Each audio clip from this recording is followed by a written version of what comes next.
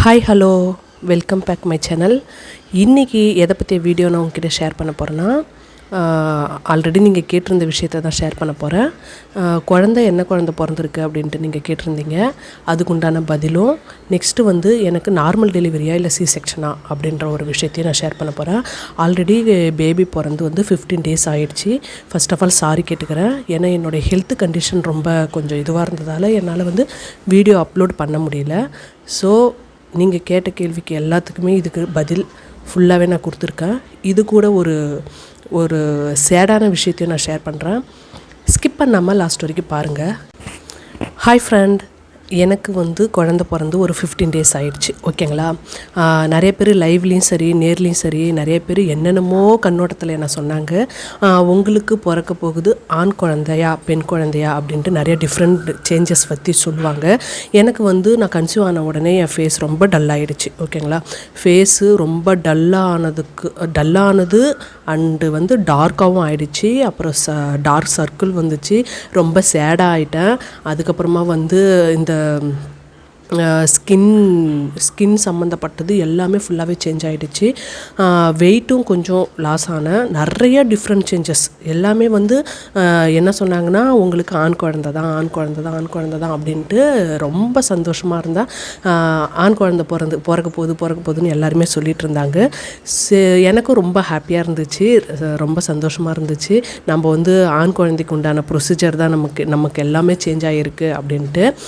இதுக்கு முன்னாடி நான் உங்ககிட்ட ஒரு விஷயத்த ஷேர் பண்ணிக்கிறேன். என்னென்னா எந்த குழந்தையாக இருந்தாலும் கடவுள் கொடுத்த வரோம் அப்படின்ட்டு நம்ம அக்செப்ட் பண்ணிக்கணும்.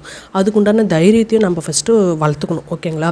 நிறைய பேர் இந்த குழந்தை அந்த குழந்தை அப்படி இப்படின்னு நிறைய பேர் நம்மளை போட்டு ரொம்ப கன்ஃபியூஸ் பண்ணுவாங்க. அதெல்லாம் போட்டு ரொம்ப கன்ஃபியூஸ் ஆகாமல் நம்ம எதுவாக இருந்தாலும் கடவுள் கொடுத்த வரோன்னு நினச்சிக்கிட்டு நம்ம சந்தோஷமாக ஏற்றுக்கிட்டு போகிறது தான் மனிதாபிமானம். ஓகேங்களா? நிறைய பேருங்களுக்கு குழந்தை பாக்கியமே இல்லாமல் ரொம்ப கஷ்டப்பட்டுக்கிட்டு இருக்காங்க. அவங்களுக்குன்னா குழந்தை கிடைச்சா போதும் அப்படின்ட்டு நினைக்கிற காலகட்டத்தில் இந்த குழந்தை அந்த குழந்தை நாமளே வேறுபாடு பார்க்கக்கூடாது. சரிங்களா?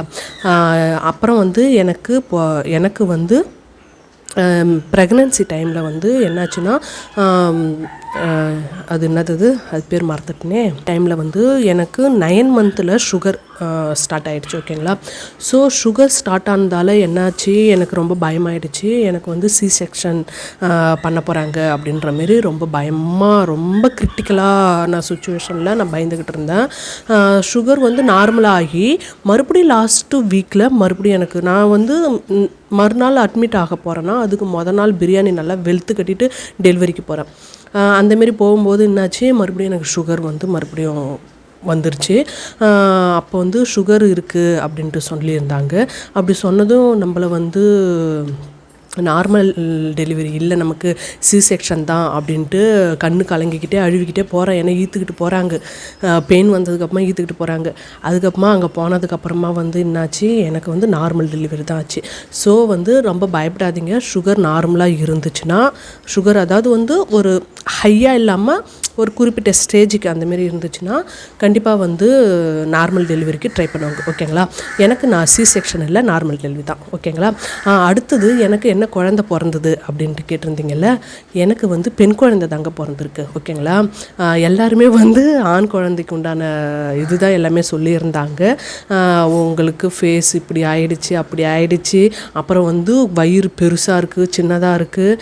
அப்புறம் இன்னொரு விஷயம் ஒன்று சொல்லியிருந்தாங்க, வெள்ளிக்கோடு ஹிப்புக்கு மேலே, அதாவது ஹிப்புலேருந்து இந்த தொப்புளுக்கு மேலே வரைக்கும் வெள்ளிக்கோடு இருந்ததுன்னா 100% இல்லை 200% உங்களுக்கு ஆண் குழந்தை தான் அப்படின்ற மாதிரி சொல்லியிருந்தாங்க. எனக்கு அப்படி ஆண் குழந்தைக்கு உண்டான சிம்டம்ஸ் எல்லாமே எனக்கு இருந்துச்சுங்க. ஸோ ஏமாந்து தான் மிச்சமாச்சு. ஓகேங்களா? ஸோ அதை பற்றினா நீங்கள் எதுவும் ஒரி பண்ணிக்காமல், எந்த குழந்தையாக இருந்தாலும் நம்ம குழந்தை அப்படின்ட்டு நம்ம ஏற்றுக்கிட்டு சந்தோஷமாக வாழ்க்கையை ரன் பண்ணிக்கிட்டு நம்ம போயிட்டே இருக்கணும். ஓகேங்களா?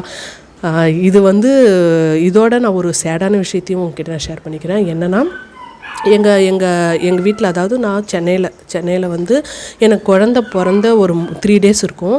3 daysக்கு அப்புறமா எனக்கு ஃபேமிலி பிளான் பண்ணுறதுக்காக கூப்பிட்டு போயிருந்தாங்க. ஃபேமிலி பிளான் பண்ணி மறுநாள் ஒரு சேடான விஷயம் என்னென்னா, எங்கள் மாமியார் இறந்துட்டாங்க. ஓகேங்களா? மாமியார் இறந்துட்டாங்கன்ற விஷயம் எப்படி தெரிஞ்சுதுன்னா, எங்கள் ஹஸ்பண்ட் தான் பார்த்துட்டு இருந்தாங்க. நான் எங்கள் டெலிவரிக்கு அம்மா வீட்டுக்கு வந்துட்டேன். ஸோ ஹஸ்பண்ட் மட்டும்தான் அங்கே பார்த்துட்டு இருந்தாங்க. குழந்த பிறந்திருக்குன்றதால எங்கள் ஹஸ்பண்ட் வந்து எங்களுடைய அதாவது எங்கள் ஹஸ்பண்டோடைய தம்பிக்கிட்ட சொல்லிட்டு வந்தாங்க, இந்தமாரி அம்மா தனியாக தான் இருக்காங்க, பார்த்துக்கோ, முடியாதவங்க அவங்க அப்படின்ட்டு சொல்லிவிட்டு குழந்த பிறந்திருக்குன்ற ஒரே காரணத்துக்காக அவங்க பாண்டிச்சேரிக்கு வந்துட்டாங்க. பாண்டிச்சேரிக்கு வந்த உடனே என்னாச்சு, அவங்க யாருமே போய் பார்க்கலையாட்டுக்குது.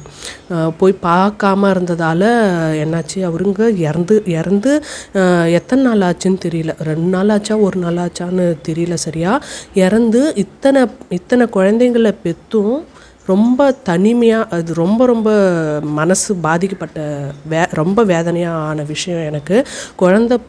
இத்தனை குழந்தைய பெற்றும் அவங்க வந்து பக்கத்தில் யாருமே இல்லாமல் ரொம்ப தனிமையாக, ரொம்ப லோன்லியாக, யார் முகத்தையும் பார்க்காம இறந்தாங்க. இதுதாங்க ரொம்பவே எனக்கு ரொம்ப பாதிக்கப்பட்ட விஷயம்.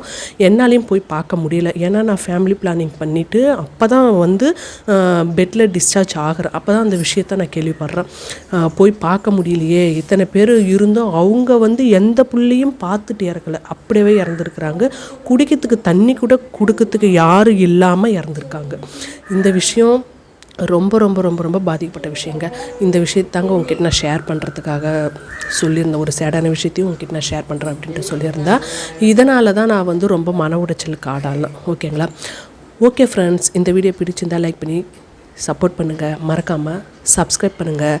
அப்படியே அந்த ஆல்ன்ற பெல் ஐக்கானையும் கிளிக் பண்ணுங்கள். அப்போ தான் நான் போடுற வீடியோஸாக இருந்தாலும் எதுவாக இருந்தாலும் நோட்டிஃபிகேஷனாக வந்து உங்ககிட்ட காமிக்கும். ஓகே, பாய்.